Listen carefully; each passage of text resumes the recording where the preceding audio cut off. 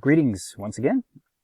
This time we're going to do a pretty quick run through of the whole process from start to finish of a muscle fiber contraction. That means one muscle cell. And remember, a muscle cell has a whole bunch of myofibrils, right? All of these are myofibrils.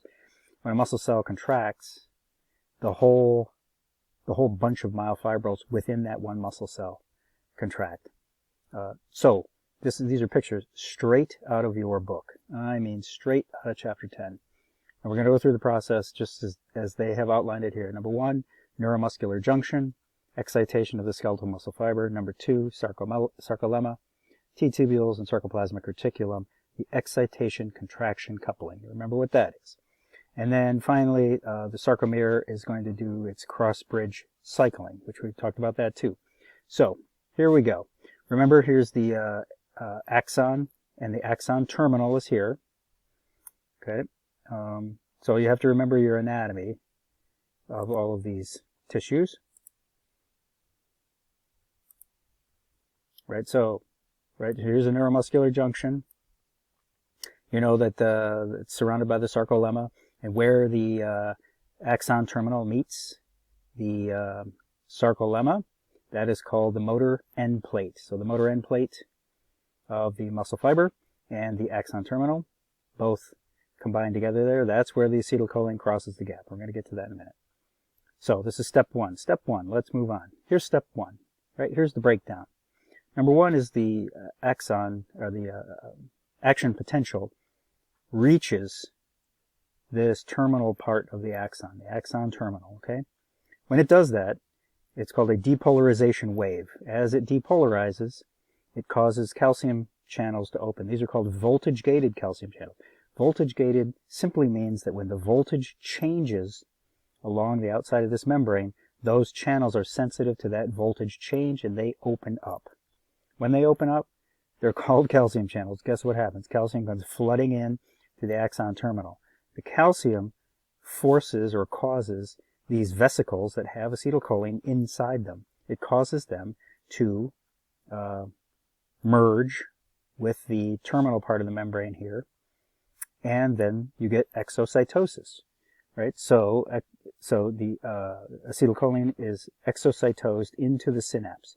Here's the synapse, right? And this is step 1b, release of acetylcholine from the synaptic knob. Okay, acetylcholine crosses over here, and then it binds to its receptor. The receptor here, the acetylcholine receptor. Once acetylcholine binds to that, it opens the floodgates for sodium. Sodium enters inside the cell like that. Through all of these. Sodium, sodium, sodium. And that causes a depolarization wave all along this membrane. So there it is, binding of acetylcholine to the acetylcholine receptor at the motor end plate. Acetylcholine diffuses across a fluid-filled synaptic cleft at the motor end plate to bind with acetylcholine receptors. Great. Okay, that's part 1. Part 2, now you've got that binding, okay? So here's the acetylcholine bound to its receptor. Here comes sodium flooding in the cell. That causes a wave of depolarization. Now, sodium floods in very quickly into the cell, but potassium wants to leave the cell, but it leaves more slowly. So the first part of this process is sodium floods in inside the sarcolemma, inside the muscle cell. And it starts this wave of depolarization. And so as it happens in one area, it starts to depolarize the next area. And this wave of depolarization, it will now spread that way down the sarcolemma in that direction, and also in this direction. You can't forget the other direction too. It goes both ways. Right? So it starts to spread this wave of depolarization. Depolarization simply means that sodium goes in quickly and potassium exits more slowly.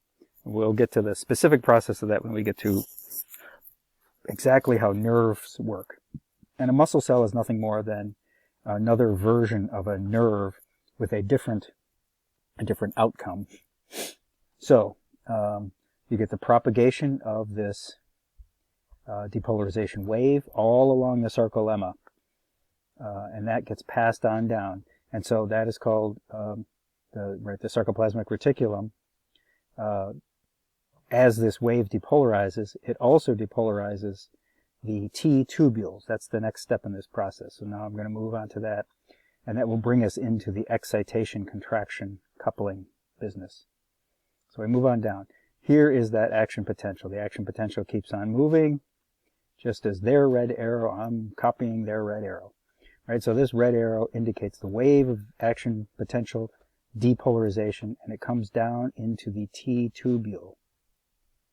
All right, so you remember this is the triad, right? The terminal cisternae is here, and then you got another one over there, and inside those are calcium channels, more calcium channels. As this wave of depolarization enters down into the T tubule, it causes depolarization. This depolarization is connected directly to that sarcoplasmic reticulum. I told you before, that's where the calcium is. Calcium inside there. Now calcium starts to flood out. Out goes calcium. And out goes calcium. Out to where? Out to on top of the myofibril. You see where this is going now, I hope. On top of the myofibril. What's in the myofibril? Actin and myosin. All right, here we go.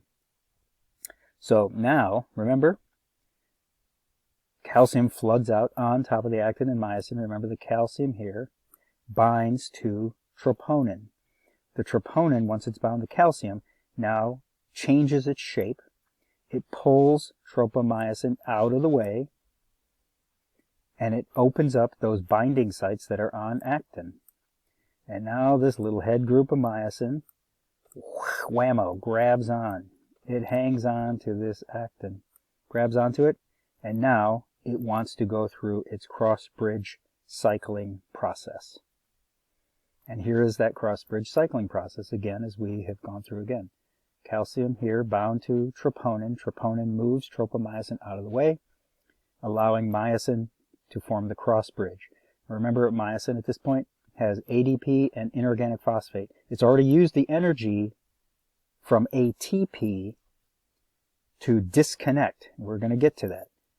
But it hangs on to the ADP and the inorganic phosphate. And that's what that little I means. That little thing right there. When it says P and a little I, right? That just means inorganic phosphate. Don't worry about what inorganic phosphate is. It's just the phosphate that comes off of the ATP. But the myosin head group still hangs on to it. All right, now we come down to this step. This is the power stroke. Remember that? Power stroke. This is where the myosin pulls on the actin strand. And you can see the arrow right there. I'll just imitate it, right? That's pulling actin that direction. That's where movement occurs, the sarcomere shortening. The myosin is still attached at that point. In order to detach the myosin from the actin to repeat the power stroke, you've got to detach that myosin head.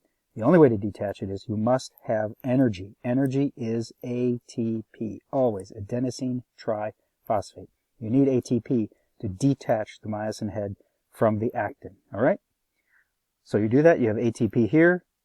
The ATP is hydrolyzed into ADP and inorganic phosphate, but the energy that you got from the ATP allows the head to reposition itself. This is called the cocked position of the myosin head.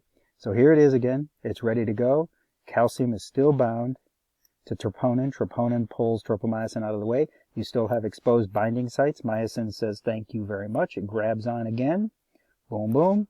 And around the cycle you go. Round, around, around, around, around you go. As long as you have calcium present to pull the troponin out of the way, as long as you have ATP present to pull the myosin head groups off of the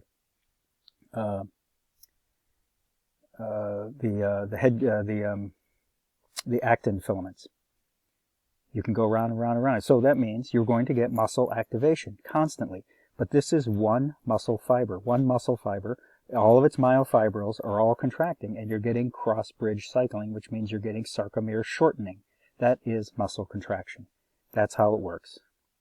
That is, this is as long as you have the acetylcholine crossing the synapse, forcing the sarcolemma to depolarize, depolarizing the sarcoplasmic reticulum, which allows calcium to leave, which allows the calcium to bind here. And you are producing ATP from the mitochondria that are also inside the muscle cell. Then you get this cycle to go on. But this is the contraction of a few myofibrils within one muscle fiber. This is not a very powerful contraction if you only get one muscle fiber to contract. You're getting a little bit of a pull, a little bit of a tug. You have to combine muscle fibers into groups in order to get more powerful contractions. That is the subject of the next video. Thanks for your attention, and the next video will be coming up pretty soon.